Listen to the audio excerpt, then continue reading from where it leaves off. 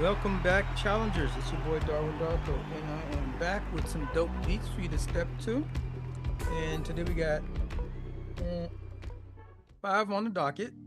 Let's start us off with Ghais Guevara with Goyard Ibn Said. Lady Gaga had a project. I think this was a couple months back.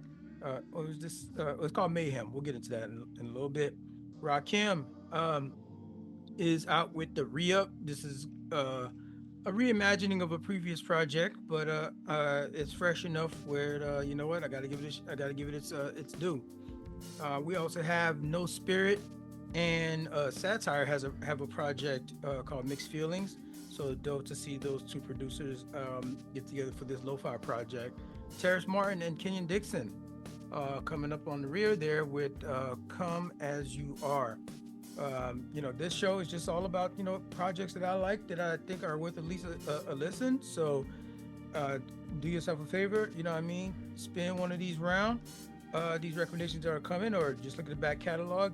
And, I hope to make a case for you to at least give it a listen. I think it's all at least anything I review here is at least worth a listen.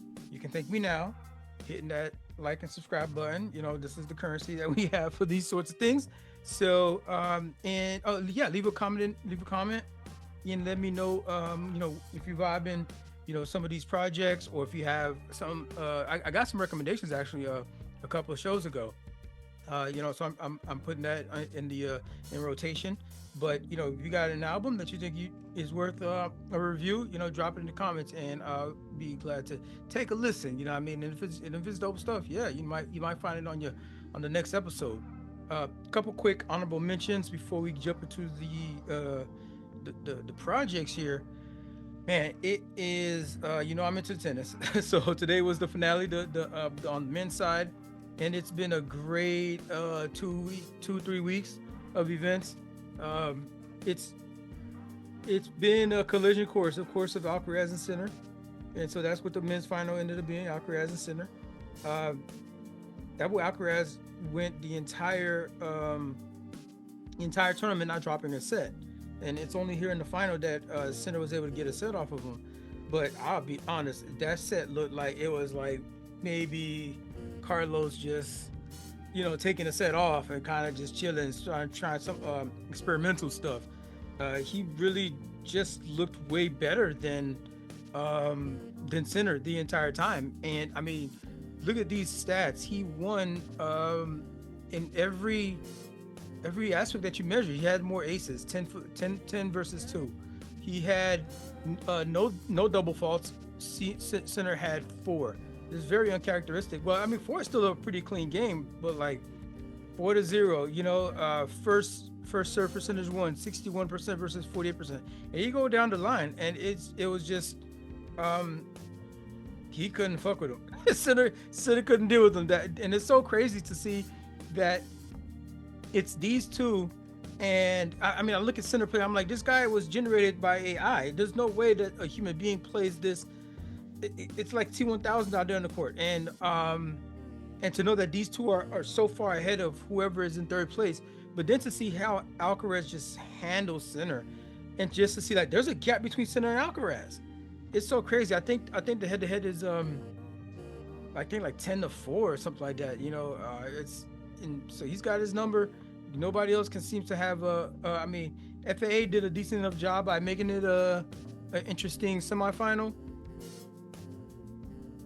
And it was an interesting matchup to see because he's 6'4", Sinner 6'3". These guys are pretty tall guys. A lot of court coverage, but I think just the experience that Sinner had just made that a little bit. It still went 4 sets. I'll give you that. It still went 4 sets, but it did feel like FAA was just like ahead of his skis, and it showed up at the end of the day. But shout out to Alcaraz. He just won this thing. This is the second U.S. Open. So far that means Yannick was the one defending from last year. So and now Alcaraz is world number 1. So shout out to him on the men's side. On the women's side, some of they had some impressive runs.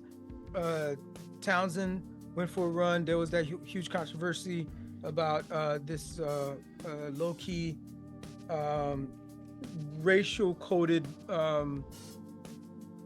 um, tiff that happened on that one was the quarterfinal match. Was it not quarterfinal? It was like the third round, I think. But anyway, she had a little bit of a run and won a couple matches that would just like made it seem like, oh man, this is like a Cinderella story almost, right? Especially being an unranked player. But then she ended up losing. But that was one good storyline. Of course, Venus Williams being in this tournament. She lost in the pretty early on the single side, but she still had the doubles run with Leylah Hernandez, who won the Canadian Open. So that was a great partnership, and they went pretty deep, so that was dope to see. But then to get Taylor Townsend, also she plays the double. She's really a double specialist, and so she made it all the way to the final. She lost in the final, but she had a pretty good tournament overall, like both on the single and the double side. So looking forward to seeing more stuff come from her. Coco Gauff, just the serving is just not there. The serving is just not there. She didn't make it as deep into the tournament as we would thought. Anna Samova, I believe, was the one who upset her. And then she goes on to actually beat Swiatek, who I thought was looking pretty unbeatable since what was the last one I saw her win? Was it did she win Cincinnati? I think she won Cincinnati. Don't quote me on that one. But Swiatek was just looking good, and she's always looking good and steady, and where Sabalenka could have ups and downs. Anisimova got one in on her. She actually gave, pushed Anisimova as best she could. But at the end of the day, it was straight sets, 6-3, 7-6 for on the women's side. So shout out to Sabalenka, who did a lot of growing in this season alone. You can just see, especially from the media perspective, and also from the for her, it's usually she feels like, and she usually plays like she's the dominant player on that court, but she was really matched well with Anisimova and some other people. I think Rybakina also pushed her. So she seems a little bit more human. So it's good to see that the competition is still lively on the women's side. Osaka was another great story. She went pretty deep. Anisimova, who ends up going to the final, who is who she lost to. But looks like Naomi is making a comeback. She's back on her horse. She's getting deep in these tournaments. She's playing really well, and she is not getting going too hard on herself whenever she has an error. She's really trying to take on this happy warrior mentality. So shout out to her. I know she went through a lot with the whole breakup with Corday, and then having a child, having to take time away from the court, and just seeing other people just kind of that you came with. So still doing the thing and progressing, and you have to take that time off. And for you to take that time off and come back the way she has, shout out to Naomi. She is going to have I think she's going to have a great 2026 season for sure. Last up is a special, for me. Went to see Harry Potter and the Cursed Child. This is a Broadway play actually. But they were performing in DC at the where was this thing at? This was at the National Theater, and this is a completely new story. It's of course an offshoot because it's based in the Harry Potter world, but it is supposed to be like the 8th story in the series. So what happens is that it starts off 19 years after Harry Potter was bringing his son, his youngest son, to was it the train platform, right? So it kind of starts off there. That's where the play starts in, and his name is Albus Severus Potter, and the play begins with the scene with from the Deathly Hallows when he's doing the same, right? He's sending his son off to Hogwarts. The plot unfolds. He's a little bit of an outcast. He actually gets assigned to Slytherin. He meets some other outcast type characters, and drama ensues. Right? It's low key. What I loved about it is that it's actually it's kind of like a magic show. It's a magic show. They doing all kinds of sleight of hand stuff. They're doing some acrobatic stuff in there, especially with the the set design. The way they had that set design, it really had them even using those in certain dance numbers. It it was it was not a musical. I prefer musicals myself, but like the stage play was nice too because it was mixed in with the magic show. They had to have like a magic director. I mean, and all, of course, Hogwarts has a magic director, but a magic director for the actual play, right? As part of the company. So I love to see the way that they executed that. They even did some stuff with the lighting, which there was portions of like time travel that happened in this thing, and the way they made the lighting reverberate across the stage, it really felt like the entire thing was going through like a wormhole. Like we were all traveling through a wormhole. It was amazing that they had those effects in like real time. And they had some pyrotechnics in there, so they really did it. They really did their thing. So shout if the show's coming to your city near you, make a point to see it. It's you get like two shows in one, low key, because you get the play and plus you get the magic show interlaced in between that, so it's good, just dope. You know, it's a whole, it's Hogwarts. You know what I mean? So it's, of course you're gonna expect a little bit of magic. Last up for the honorable mention, I went to Florida recently, and they have kids. I went to stay with some friends, and they have kids. They have young kids, right? And I got to introduce them because it came across my timeline randomly some time ago. I got to introduce them to Gracie's Corner. They didn't realize that Paul Wall had one of these Gracie's Corner joints, right? The wheels on the bus, and it slaps. It slaps. So it's hip hop adjacent. So of course somehow somebody found its way into my timeline. So I was like, yo, I ain't never seen this. You know, the kids were riveted, staring at the TV like, whoa, what is this stuff? And we're like, well, kids, that right there is hip hop. I love that. A couple things about Gracie's Corner. I love that she's a black girl.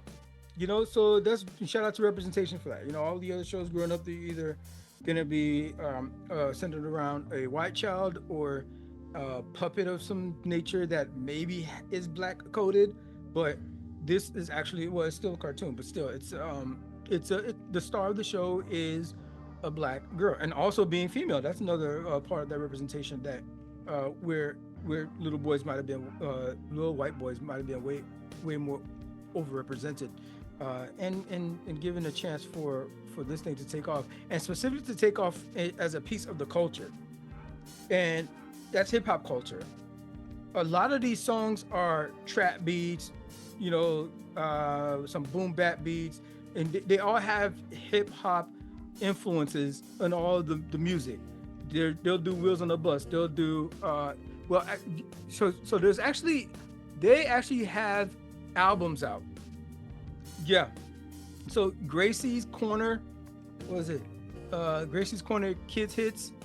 This joint came out in so this is volume 4, so they've had several. They've had several already.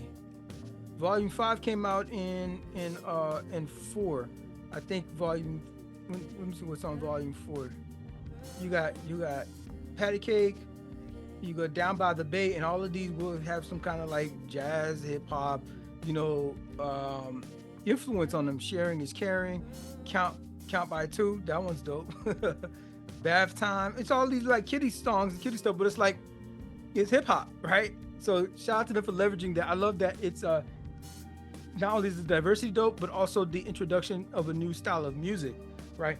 Where the stuff that we grew up on was like stuff from like London or England. You know what I mean? Why are we learning like I'm a little teach out short and stuff? That's not even a thing over here, right? More like a coffee pot or something like that, you know, right? Or maybe a 7-Eleven big gulp of some nature, but like teapot, you know, those are like some old English stuff. And so shout out to them and their culture and everything like that. But why not make these staples, make our own staples, right? For our own communities, for our own country, for our own identity, right?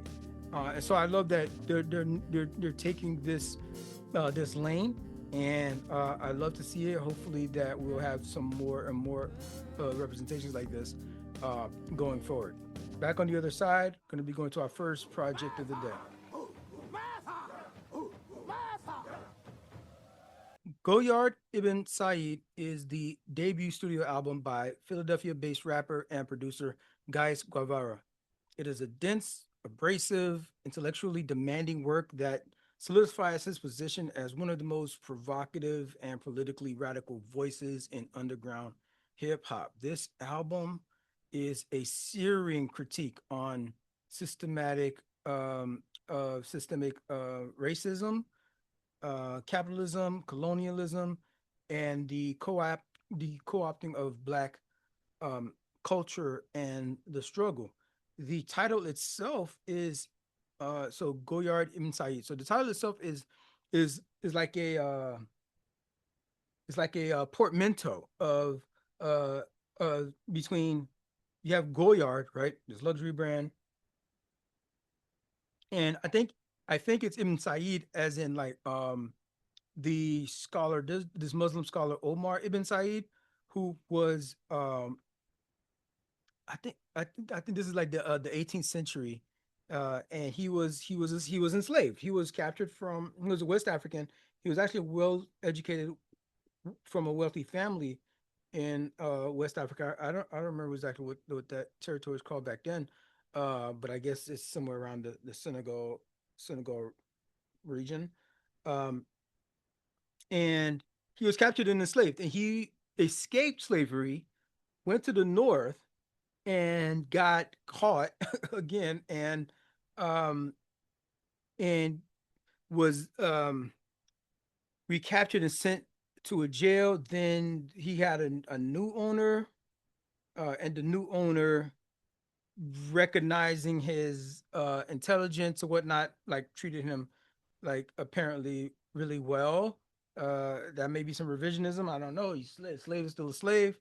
um but um he apparently lived to the age of 90 something, right? Like, so um in that time he actually ended up writing even like a mini autobiography, and amongst other writings, and you know so apparently he was still able to pursue his scholarship when he was enslaved. Don't know exactly the history on that. Somebody can fix that in the comments. But that that setup in and of itself is the juxtaposition between, opulence and this philosopher who is more concerned about the meaning of life, the meaning of right and wrong, the meanings of um faith, and in the face of hardship, like an imam, right? He was an imam, but like just like that, right? And so the album speaks to all of this, all of it, also commenting to the all the way back to, as in Omar's uh case, all hinging on like what happened since slavery. And it's like reckoning with it, what happened with slavery. This album is very dense. There's a lot of education that's happening here. There's a lot of history he's talking about here, even from when I first saw the album cover. I know a lot of people don't really appreciate album art anymore, but this thing looked familiar. And I had a previous podcast where I did a lot of art history on that thing, and I I think, and I'm not sure who the artist is of this, but this is really much. I'm really thinking it is this person, Winslow Homer, who is um, this American realist watercolor type of artist from back in the early 1900s, late 1800s, early 1900s, around that time. And this looks like a lot like his work, especially the that joint, the Gulf Stream. This is, I'm sure you've seen this, the Gulf Stream painting, where it shows this there's this black guy, right? And he's shirtless. He is um he's on the ship. The ship is missing, like, you look at that, this corner, this part of the ship here, it's missing the mast. So I don't know, it must be rudderless as well, because I don't see him holding a rudder. And so this thing is, and like everything, there's sharks in the water. There's a storm brewing on the top right there. There's some choppy waters, no matter how you look at it. And there's a lot of commentary that's happening even in this painting here. And matter of fact, you see there's like a small little ship top left. There's a small little ship that is like not even aware of these dangers that this person here is is traversing through, and it's this black guy, no shirt on, so and he is like stoic. He kind of he's giving stoic. He's kind of laying there. He doesn't look like he's panicking. Oh, look at this. There's sugar cane. This is sugar cane. Transport of sugar cane because sugar cane and sugar was in the slave trade, particularly with the Caribbean and the Americas. Um, that was the a big staple. Just sugar itself, a big staple. Especially we talking about well, they used to be tea drinkers, right? And you need the sugar for that tea, and he is just and as a black man he is just navigating these waters as best he can, even if he's adrift, you know what I mean, he's stay keep trying to stay dry. That so when I'm looking at this album cover though, this is sort of like a continuation of the story. So when you look at this album cover, it's like he's washed up on the shore. Now he's got a different pants color, but he's still shirtless. I'm thinking this is still the guy. That ship, the way they is this the rudder? Would this have been the rudder that's missing from the original painting? I'm not sure, but like either way, that's like similar in color. That's very similar in the color to the other paintings. So I'm thinking it's a derivative of that. I'm thinking it's like the future manifestation. What happens when eventually either this ship sinks or you find dry land. And in this case, you see the black man, he looks exhausted. He's laying on the beach. He's also shirtless. So it's giving the same black man. There's a storm clearly in the background. So the waters are still choppy. So I'm thinking this is like, okay, so you made it to dry land. There's a lot of things that ended up happening from the trajectory of okay, by the way, the painter, Winslow Homer, is he is a low key. I don't know if he's specifically an abolitionist, but he portrayed a lot of his artwork, and I guess I'll show some on the screen. A lot of his artwork centered, and he centered black figures in his painting, um, which showing them doing mundane things, just like living their life elegantly and carefree, with dignity and empathy. Like throughout his career, he was, he sprinkled this in.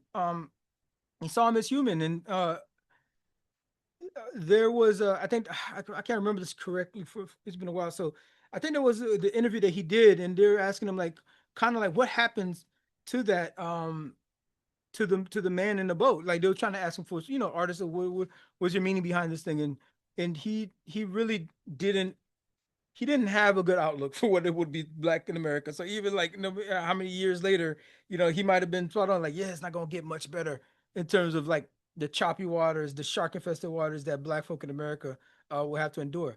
But looking at this project cover, um, this project cover here, we're attempting to move that conversation forward and see where does that go. Gaius is lacing this thing out with history, and it's all like in the aesthetics of jazz rap, backpack rap a bit. It's very much instrumental. It rarely it's a little bit chaotic at some points because there's a lot of here's the other thing too. It's all encompassed in Act One and Act Two, so it's like a play. So there's interludes in this thing. Matter of fact, from the very start, it's like two dudes going to the theater, and it has the different interludes in between throughout that is keeping that story of the play that we're seeing this all experiencing this whole album in that. So the theme is heavy. The theme is consistent throughout this whole thing, and it is an attack on capitalism, but it's an attack, but it's trying to reconcile that sort of existence where like, yeah, I want money too, I want my bills paid too, but like I don't want to lose my soul in just chasing this thing, just chasing this rat race. Uh, so if you can if you can stomach the political overtones that come and go throughout this thing, there's some raw moments where he is just being personally self-reflective. Um, so he has that person in here, to purpose in here to also just share a little bit more by himself as we go through. Like this isn't a preachy kind of thing. Like some of it is like for him too, right? He's talking to himself in this thing and like putting it on wax. You know what I mean? Maybe a way for him to hold himself accountable. because we are. If we see him and you know what I mean, like, hey, you was rapping about this one thing, you know what I mean, about you, and like, look at you, you just being consumed in the zeitgeist about the fear of missing out and all this stuff with the consumerism, right? But overall, the big takeaway from this joint is that this concept album is more like theater. If you look at it that way, he's building out scenes. He is building out a story from top to bottom. It meets these luxury symbols in the same breath, and it is very self-reflective, and it's messages that we all can probably get a reminder of here and there. This is one of these, right? It's not meant to be casually listened to. This project, you gotta sit with it. You gotta give it multiple listens. Even that first listen has gotta be, um I say, headphones on, you know what I mean, get you a drink, and like get somewhere and like put that D&D on, that do not disturb, and it's gonna give you um, some head snapping beats, while at the same time challenge you, all in equal measure. And by the way, that last track on this joint, you can skip this part. Don't skip that part. Listen through it too. You know what I mean? Shout out to Dave Chappelle, makes a guest appearance. So it's a well thought out project from top to bottom. Mayhem is the sixth solo studio album by American singer and songwriter Lady Gaga, the Lady Gaga herself, and her eighth overall album. Thematically, it explores love, chaos, fame, identity, and desire using metaphors of transformation, duality, and excess. This record marks Lady Gaga's full throttle return into pop after she took some turns there, and with some of these concept projects that she had a few years back, before this one. She did that whole Harlequin project. It was, man, it was not good. I did not like that one at all. So, but she experiments, you know what I mean? She explores. So Mayhem is exactly what it sounds like. It's noisy, it's chaos, it has a lot of extremes, but it's always wrapped up in love, in the art, and in liberation, particularly for Gaga herself. You know, she calls this thing a journey through genres. So she explores a lot. In this, you get a different flavors from a lot of different angles. And she shows that she's that versatile. So she doesn't really have to even stick to a particular style. This is genre bending chaos made beautiful. It is reclaiming, it is helping her reclaim her vision of her pop stardom. She was a executive producer on this thing. So shout out to her being able to put more of her own footprint on this project. She had some collaborators. Her fiance Michael Polanski. He introduces these dance, maybe some glam rock um, tunes and synths into the project, and it all comes together for an explosive, like, it's all anchored in synth pop, but it makes it great for this explosive project that you have to have a lot of energy. It gets your energy up. The sound is dense, it's layered, but the cinematography that they create through this whole thing is just like that. It's cinematic, and it's raw at certain points, but you can feel her getting into her acting chops a little bit by embodying some of the characters that are like you're introduced to as you're listening to the different tracks. It's pop music at its height. It's a collection of different types of pop music over the years, and I don't know who would be able to capture something, an experiment like this, uh other than Lady Gaga. This I think the first track off this project is a Disease, right? It's called Disease. Yeah, this track is a glitch synth heavy opener. It's got an infectious tune, pun intended. Abracadabra. This dark, it's a dark, catchy banger. It's a little bit haunting. You go into Garden of Eden. That one is, yeah, that's the third track on this thing. It's a gothic, romantic sort of track. Um, it's it's got a lot of it's giving me a lot of Madonna-esque flair to it. It, of course, so this is 17 tracks on this thing.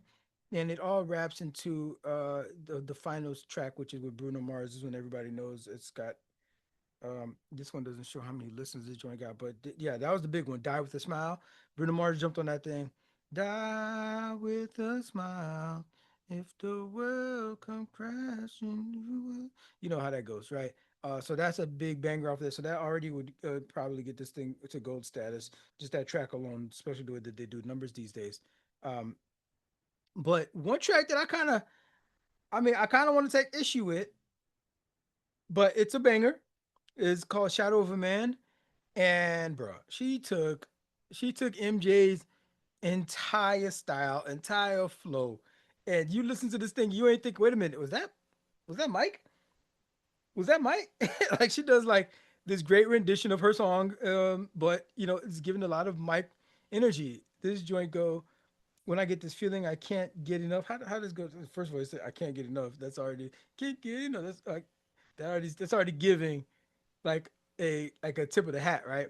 When I get this feeling, I can't get enough because I start believing and my voice gets tough. And my voice gets tough. Now I got this feeling. I can't get enough because I won't be used for my love and left out to cry. I don't want to fade into the darkness tonight. Show me the light.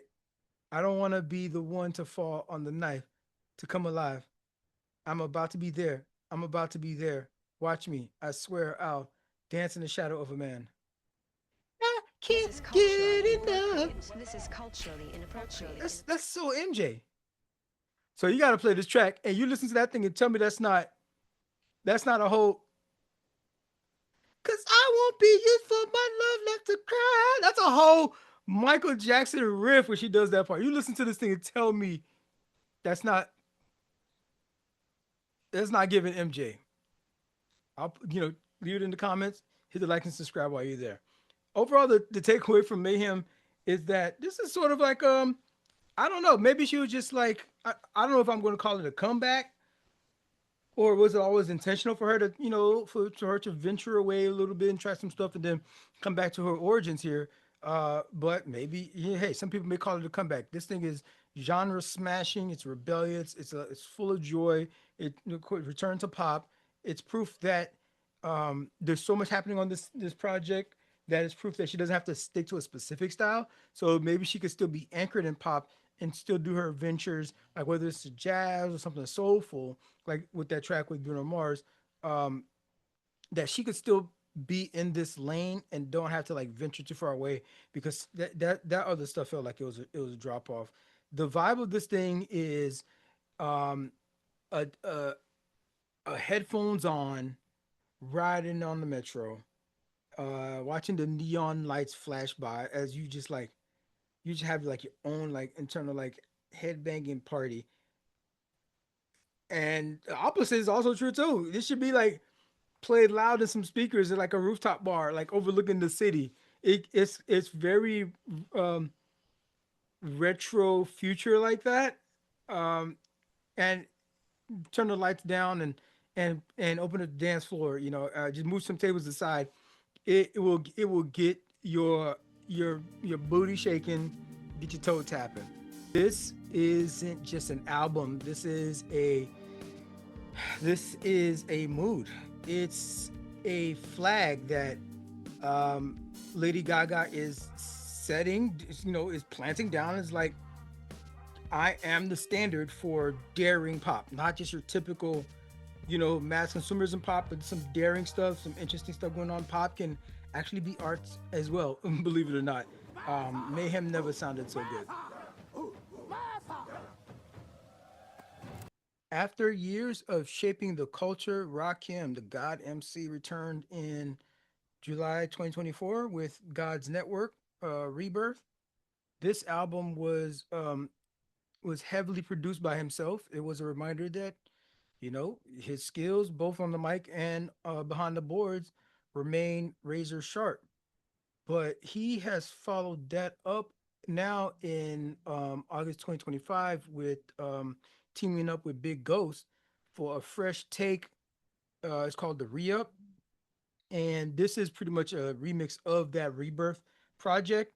It adds one new song towards the end there, but it is a reimagining of all of those tracks, and it is fresh. It is the first project was nice too, but this is just like, you know, just giving it that fresh coat. Just did something a little different for me. It hit this time a little harder than it did with the previous one.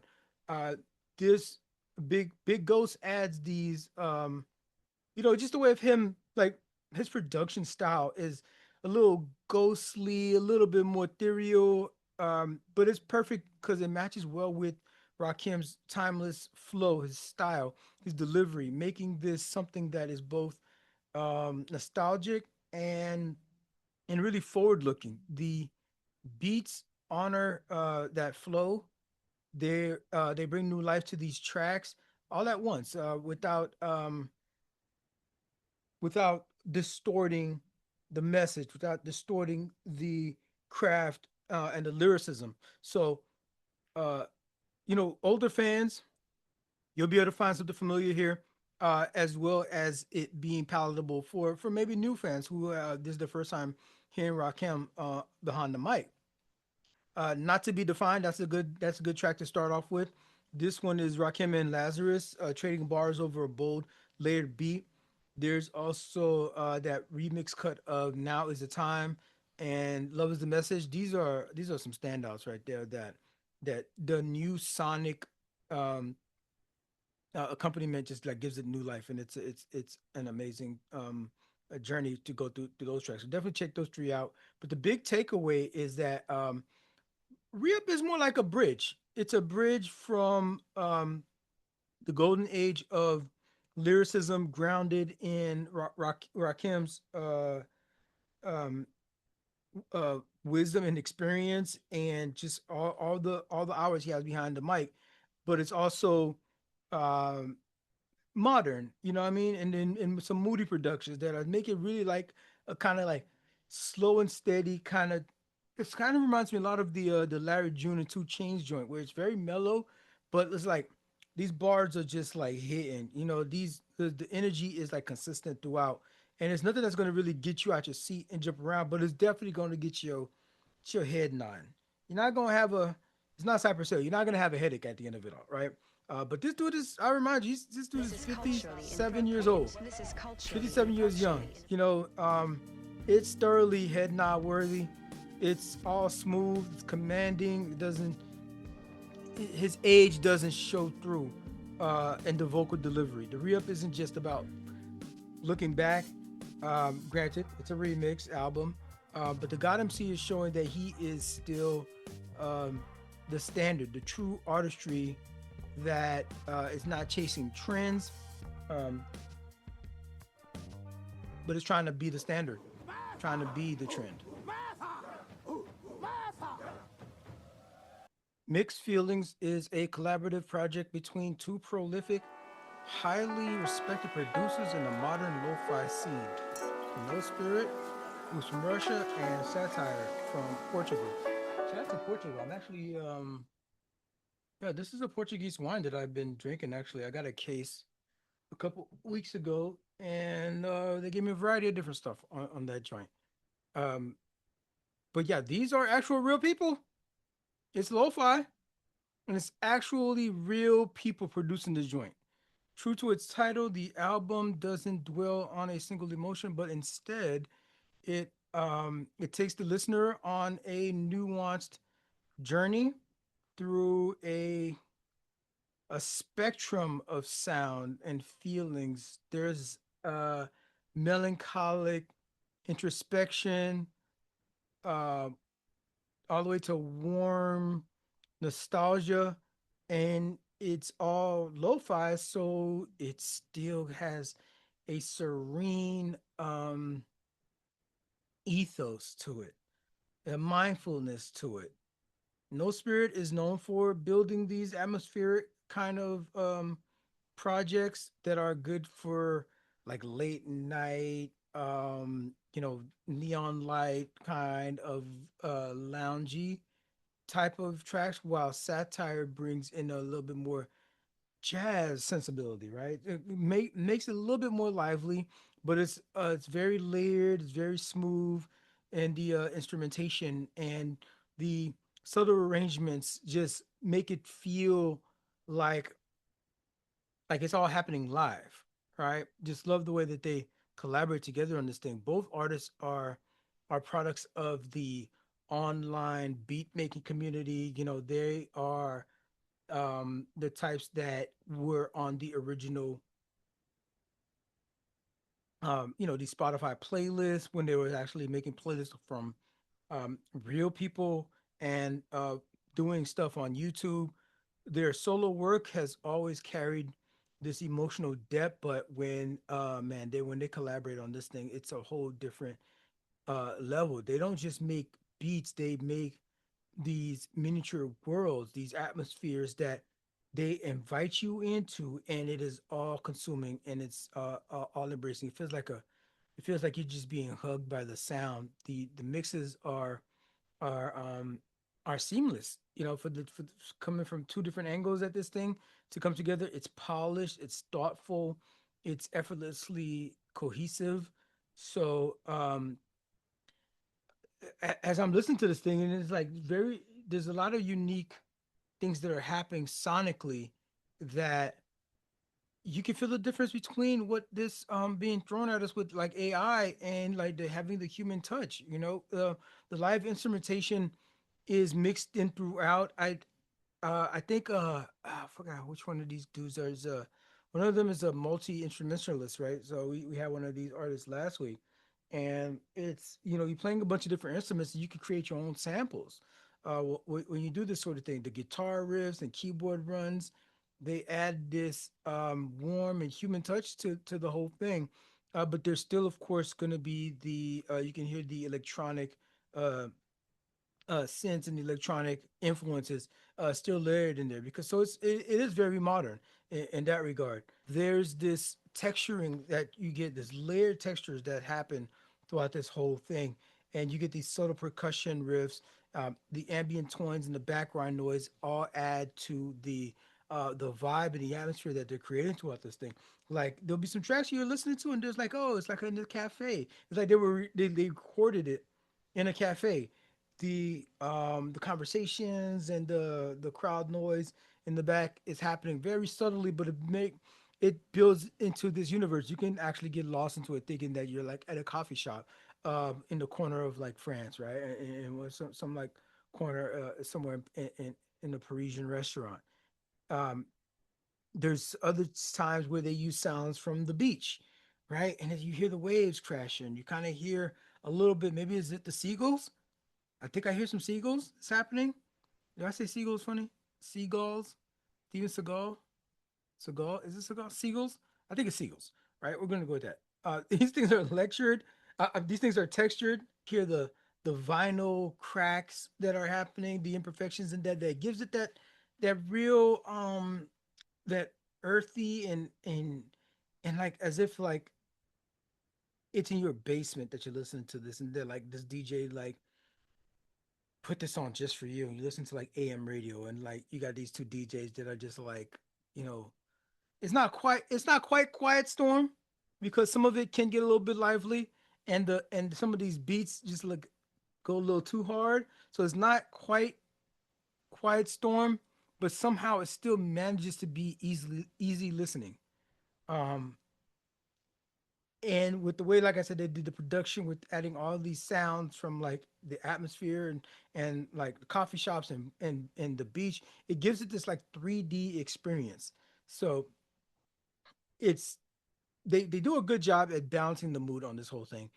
You start from where this sunny uplifting kind of sound towards the beginning of the album all the way to like where it becomes like moody and reflective.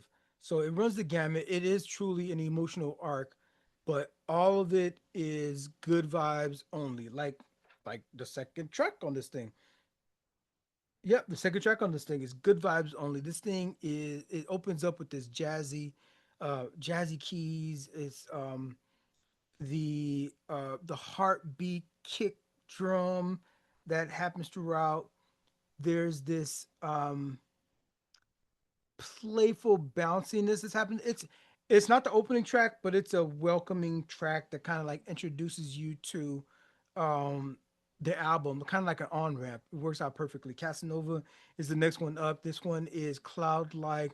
This is drifting. There's like a dueling piano, Spanish guitar thing that's happening. It's almost like a duet, really, between the two, and it just floats in this bouncy atmosphere. One of my other favorites is Let Go. This is a little bit further down. This joint is 2 minutes and 50 seconds. Some of these could have really gone a little bit longer, but I mean, overall, the project is how long is this thing? The project is 12 tracks, and really, when it's lo-fi, you could really let that thing loop a little bit longer. So I would have hoped for This is the tracks, culturally but like appropriate. the This is thing again with culturally lo-fi is you could put this inappropriate. thing, you could put the entire album on repeat, and like yeah, it's 32 minutes, but you listen to it back to back to back a couple different times. You know what I mean? You got 3 hours worth of work there.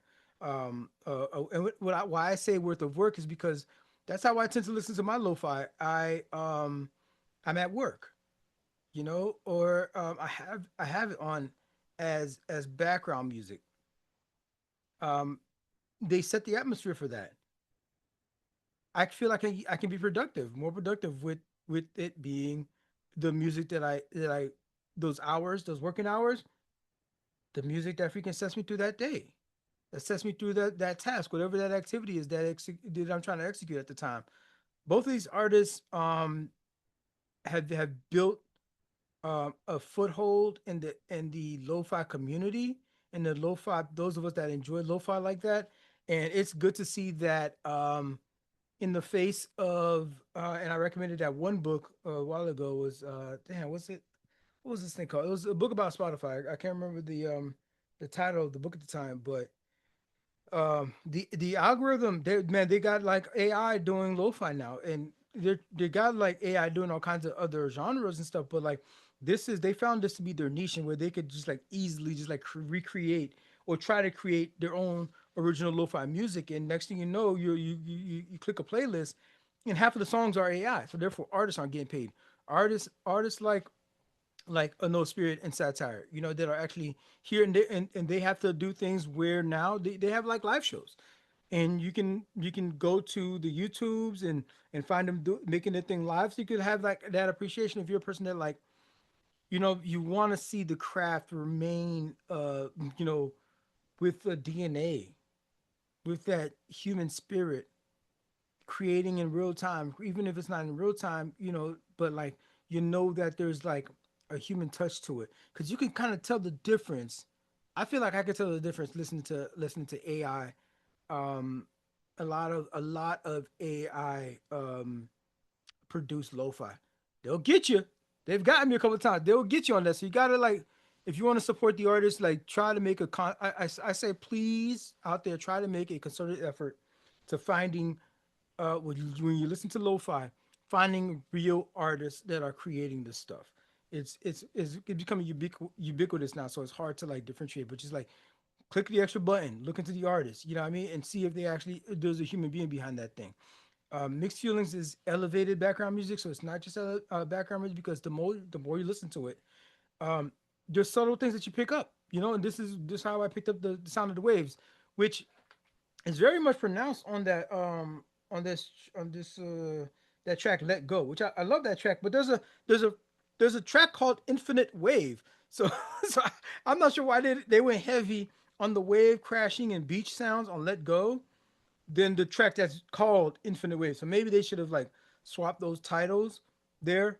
Um, but throughout, they're building an atmosphere throughout the entire thing, so you're not missing out. Who am I to critique? Because I'm just an amateur music aficionado here, right? And they overall, it's a well put together project from top to bottom, well curated, well sequenced, and I love to see the reflection of the elegance that comes from human made stuff to um giving it a modern touch, giving it by the way, lo-fi is also great because in your workplaces sometimes they let some music fly, right? And this is universal, what they call it, work approved music, safe for work. That's what they call it, safe for work.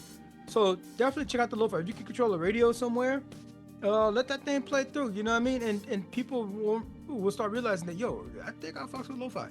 I think it's a very underrated genre. And shout out to No Spirit and Satyr for giving us another wonderful contribution to this thing. This shows us that chill hop can still surprise you. It can still evolve, and it can feel timeless because you'll be able to come back to this thing years to come. Come As You Are is the latest jewel from Terrace Martin and Kenyon Dixon. This record is born straight out of South LA and released in a couple months ago, back in June. It's more than an album. This is a reflection of home, community, authenticity, blending jazz, R&B, gospel, hip hop, and a soundscape that feels like a slick city sunset, just calling you back to where you belong. The pairing couldn't make more sense. Martin, who's this multi instrumentalist, producer, and just a creative force, has long been the bridge between jazz sophistication and hip hop grit. Dixon has this voice that is melting soul and chocolate that just can't be um that can't be like you can't fake that sort of authenticity. This stuff just like stops you in your tracks, and putting them together, um it's just they just craft this music that carries the echoes of, you get your remnants of church, you get some neighborhood streets, you get just the personal truths that are exposed in this thing. The backbone of Come As You Are lies in its production. It's a seamless blend of live instrumentation along with warm, um, fearless genre fusion that's going on here. The live instrumentation brings it all together and makes it feel like it's personal. It's warm. The saxophones, the trumpets, and the keys just dance with this, with the soulful textures that each track just fills a room with. It's not necessarily anything that's groundbreaking, but it's grounded. It is a project that is fully West Coast, and is these two artists being rooted in their community, being fully themselves. It starts off. If there was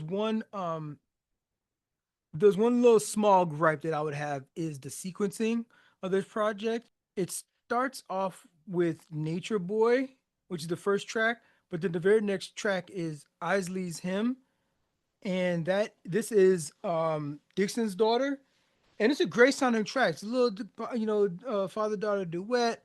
That's it's only a minute and 26 seconds, so it is a bit of an introduction, and especially since the lyrics are saying, "Don't hide your story, so come as you are," with these whispering affirmations, you would think that that would be sort of the introduction to the album. But the Nature Boy one, it sort of sounds like it just jumps into the project. It's a great track in of itself, but like it's a little bit misplaced, especially because like the Isley's Hymn is so slowed down, and so like so much like it's setting a table sort of thing. It it's a weird jump back and forth, and then you go into Only Real Ones Survive, which is a little bit, which is again more upbeat. So that like that sequencing just threw me a little off. But both of them are great songs in and of themselves. It's just, if you can forgive that one, you'll be all right. Love Yourself is another track that comes a little a few songs later. This one is a psychedelic R&B sort of trip. It reminds you of the real like the real magic of R&B. So I love to see that being represented there. They're going to Stop the Chase. It's all in you. It's very much inspirational. Um, and then go into the tracks. How this thing says, "Love yourself, don't fall in love. Find the life you're dreaming of. Love yourself, don't fall in love. Find the life you're dreaming of. Stop the chase, it's all in you. Face yourself, the mirror's true. Quit the run, the road to lose. The magic's in you." Hey, love yourself. Don't fall in love. Find the love you're dreaming of. Love been knocking at your door. All the kids waiting for. No one else could make it true. The magic's in you. How that how that resonates with me is learning the lessons of like you okay. So I'm gonna put this this might come across as a little toxic, but it's not. I promise I have good intentions here. Particularly because of what I've witnessed. I've witnessed some brothers that are like putting themselves in certain situationships that they know is not healthy for them. They know it's not good for them, but they just can't help the cookie jar, right? And they just can't help. They always get caught with their hand in the cookie jar.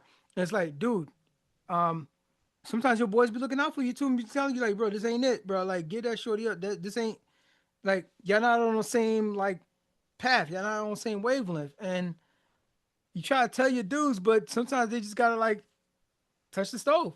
You just gotta touch the stove and be like, it is what it is, right? Gain those experiences. But like, what I say to them is exactly what this is saying. Like, bro, like love yourself, love yourself, man. Like, come on, man. Like, it says something about you, the people that that you allow yourself to deal with. Think about that.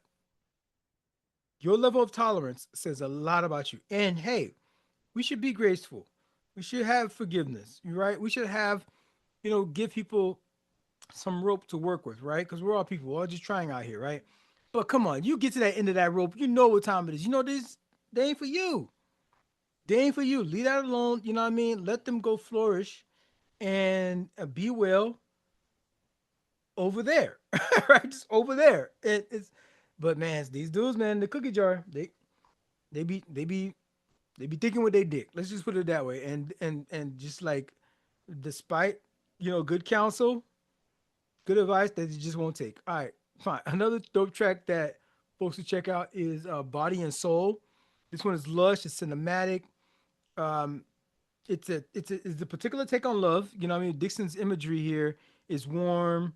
He goes warm, turning silver into gold. This track kind of just lingers like a film scene. It just like develops, and it's a good one to like listen to and see what you can relate to because it may be speaking directly to a situation that you've been in. We Mage. This one is featuring Rhapsody. I love the wordplay that's happening on this thing. It's romantic. It's clever. It's flipping the E major into We major. She goes, "What is it like? I got a thing for G's. Yes, I really do. I like them major. I feel like Roberto Roberta though, like Roberta Flack, I suppose. La la la la la la. Strumming my paper. Don't matter how much it still don't amount to you. La la la la la la. That's the melody. When we on the same accord, ain't no jealousy. Ha ha ha ha ha. Rhyming that rhyme scheme's still going there. That's how joy sounds. Harmonic, like I got Stevie in the background. Harmony and the harmonica that Stevie plays. This song is the key to life. Ha ha ha. That's how we rolling. So she's like she sounded very joyful. I'm saying it because I'm just reading the lyrics, but you listen to her, she sounds joyful in this. You know what I mean? And that's how we rolling. Keys open doors. Shout out to Keys open doors. Keys open doors. Was that clips right? You got a rolling crescendo down my body. We in rolling crescendo. I think that is that a keyboard brand? Rolling crescendo down my body. We in motion, like a scale with no notes. We said it all before, huh? You keep me open. All the musical innuendos going on in there. Rhapsody puts it together. I love that verse. The song itself is great production on that thing. In essence, "Come as You Are" is right there in the title. It's acceptance, it's honesty, it's space to breathe. The music is soulful, it's warm, it's confident in equal parts. Church bass, while at the same time street smart, city cool maybe if you want to say that. The gospel roots anchor this thing. while at the same time the jazz and the intellect, it sharpens it. The hip hop swagger that infuses the whole thing uh, makes it forward moving. Right, it's not some dated sound or anything like that. So I just love the way they were able to mix this whole thing together. Terrace actually just kicked off Sound of Crenshaw Live. This is a weekly YouTube series where he's reimagining songs. They can be stripped down or a little bit more in their raw form. This is the beginning with a tender performance of "See You Later." I can put a link here, but that performance was dope. Just uh, Kenyon on the guitar and Terrace in the background with a saxophone. Was it? He had a saxophone in that thing. He's getting ready. To, like, he's got the boards right in front of him, but he's getting ready to perform this live series, and it's a dope little setting that they have here. So I love that they're collaborating and making it multi platform like that. And bro, they got Robert Glasper on the joint. Bro, you see, anytime you see those three names, actually, anytime you see any of those three names, but then you see those three names together, that's a track you got to check out. So that one is a Circle of Love on this project, and it's it's amazing. Final thought on this thing is that this isn't just music. This is more like a philosophy. This is um, Terrace and Ken creating a project that sees you, right, for where you are and is being very empathetic. It affirms you as a listener. It invites you to show up and come as you are. Come as um, your full, authentic self. Kenyon, shout out to Kenyon for this. There's this interview with what's his brother's name? This is interview with Dr. Jay Barnett. I'll put a show in I'll put a link in the show notes. But it's a very introspective, very adult conversation that's happening here. It's called Kenyon Dixon on healing through music. So and Dr. J here is talking about like, yo, this is he's really in love with the idea that R&B is having this resurgence, and he thinks that Kenyon Dixon is on the forefront of that. And I would agree. I would agree because there's a lot of the there's this new category called contemporary R&B, and that one sounds, it's very much infused with hip hop.